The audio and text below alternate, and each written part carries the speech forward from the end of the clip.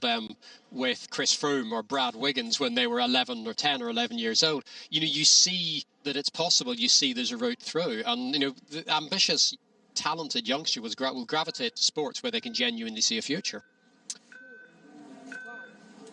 Gabriel Grozev here from Bulgaria is our next starter, 18 years old.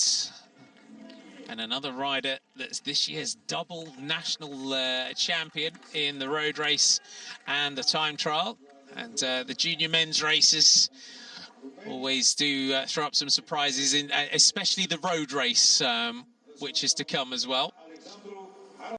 Cycling, and all of a sudden you find this real huge sort of depth of talent that starts to come through. Yeah, and it becomes something you can... Great discipline to race as well, and we do see now riders, as we said, mixing across all disciplines if you can, the road, the track, cyclocross, I think it's a real core piece of being a good bike rider is the ability to time trial, because if you look at so many of the classics well in the time trial and perform well against the clock, you do need to can do in this one today. Artemy Kubiakov from Russia. So our next rider to go here, 17 years old. Couldn't find a huge amount of info on Artemy here. It's out of the start gate, get his rider. So Artemy Kubiakov here from Russia, just settling into his ride. If you weren't with us a little you know, a senior time trialist who does that probably more or less runs up the white flag. A lot of juniors that jump back on the bike and just go all over again. You know, we get an idea from the second half of his ride where he might have ended up. He's almost certainly left himself too much to make up to actually do anything as far-fetched as get onto the podium, which when you look at, you know, the quality of what he's done, all of this stuff is fueled by hormones. You get a big shot of adrenaline. The danger really is you jump back on the bike, you accelerate back up to speed, and you spend the next 3 or 4 kilometers riding at, you know, your threshold wattage plus 20%, and then it all falls in. An awful lot of riders come and go who haven't really troubled the top 10 of the race.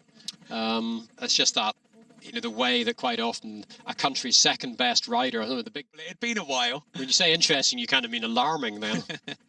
Yeah. Get on to be on the podium or to have a victory. But yeah, I could not go faster today. Did you still feel the pain? So yeah, the days before a little bit. In the TT itself today not really, because you are so in the focus of the race that you don't feel it. But in the end, I saw also on my Wahoo now that I pushed a little bit more with the left leg than the right leg. So you know, there is still a discalibration, let's say, in between both. So yeah, also because you are a little bit afraid for sure to make the tear bigger. So yeah, it was not perfect, but it was not that I was suffering of pain the whole TT, no. I couldn't quite hear his interview there. And Cole Kessler from the USA.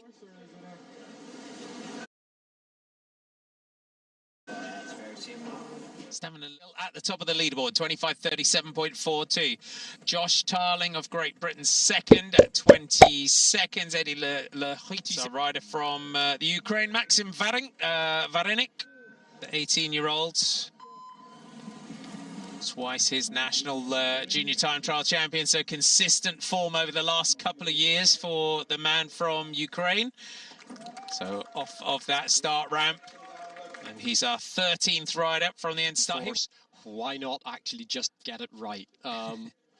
But then again, I'm a man who loves a good rule. I mean, I read the UCI rule book at night for kicks, so I'm probably not a sort of the most neutral person to have in on this conversation. Gets you to sleep, I'll tell you that. I can imagine it does. I must start reading it at night if I can't sleep. Trim Brensata.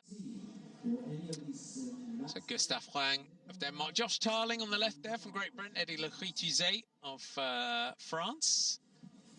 It's a nervous. Well, now he's happy to take, long arms on legs with the likes of Mario Cipollini since we see our Italian rider Sammy Beto into starting.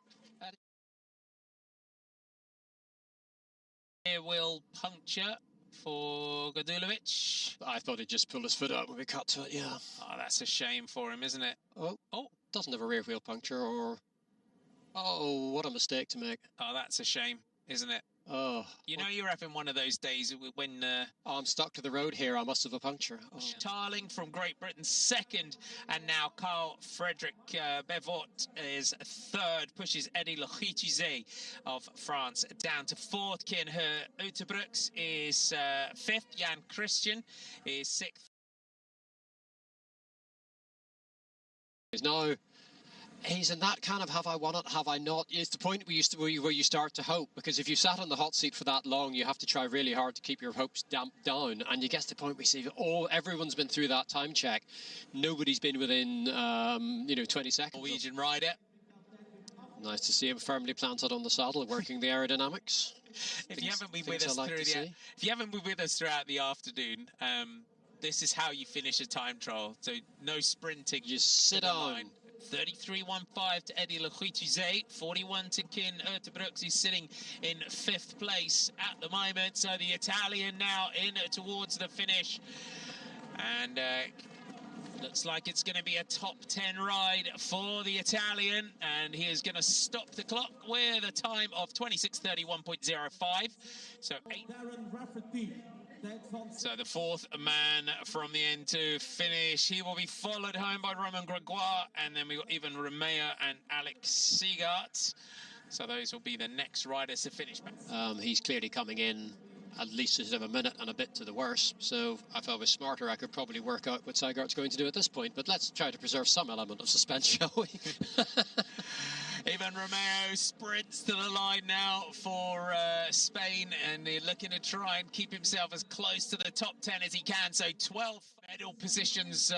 Look at the monitor just to see, is it going to be the three of them on the podium? Just one man to finish can prevent that. As the clock is ticking here, and it's already away. It's gold to Gustav Wang of Denmark. Is he going to take a medal in this one? 20 seconds back to Josh Tarling of Great Britain. 30 seconds to Carl Frederick Bevot of Denmark in third position. This could be a bronze medal here. One last big effort now by Alex Seegaard, or is it just going to run away from him at the finish? It's going to be so close at the line, and he comes through and takes the bronze medal right on the line for Belgium. Won by a margin of 20 seconds. I'd have said, oh, no way. Junior men's time trial on a relatively short course and a relatively fast course, it's going to be 2 or 3 seconds one way or another. That's a tremendous ride from Gustav Wang.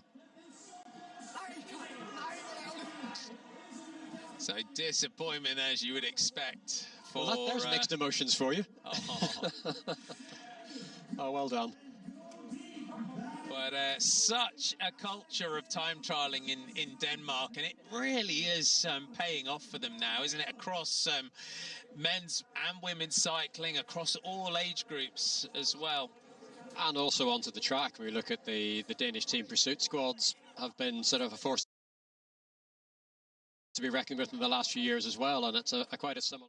There was your world champion, though, crossing the line, Gustav Wang there from Denmark, 25:37.4 to second place. There's that kind of knowledge of and the importance of aerodynamics and how you get that to work for you in a time trial. That was a good ride too.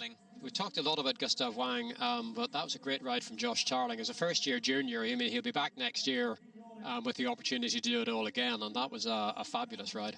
He's had a great season as well, Josh Tarling, and he adds a medal here to the European track titles that he's won. He's a team pursuiter, as an Omnium rider. Right, in the hot seat tent all afternoon. Definitely. It's nice that he got a medal from the end of it, because it's a long time to be sitting there. Indeed, Gustav Wang here.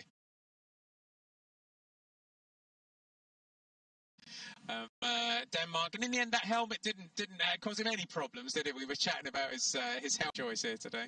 No, were we? We talked about his. We talked about somebody else's helmet. I think his. I don't think I ever complained about his. I was just noting he's such. You can just see it in the 12 hours at the finish. He got such a narrow setup. His forearm sort of right to.